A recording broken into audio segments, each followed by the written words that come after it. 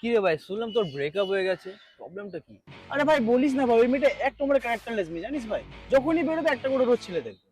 ভাই অফিসে জানিস কি হচ্ছে? আমার যে বস আছে না, সে একটা বিবাহিত মহিলার সাথে কি মাল ভাই! এক মিনিট, তুই আমার সাথে ঘোরাকালীন অন্য মেয়েদেরকে কেন দেখছিস? কারণ ও ভালো দেখতে।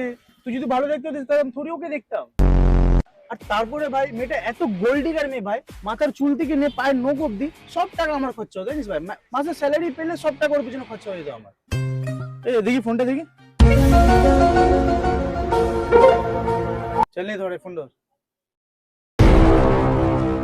কি হলো? তুই আমার সব স্যালারি নিজের ফোনে ট্রান্সফার করে নিলি কেন? বন্ধুদের সাথে মদ খাওয়ার প্ল্যান আছে, টাকা লাগবে। ভাই আমাকে বাড়িতে টাকা দিতে লাগবে, এরকম করিস না। এই চল চল চল। তারপর ভাই? তারপর কি, ছেড়ে দিয়েছি ভাই, অনেক হাত পা দূরে ছিল আমার।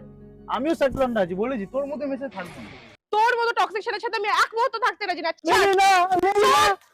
বেবি আই এম সরি, আর হবে না, আর হবে না। তোকে ভালো ভালো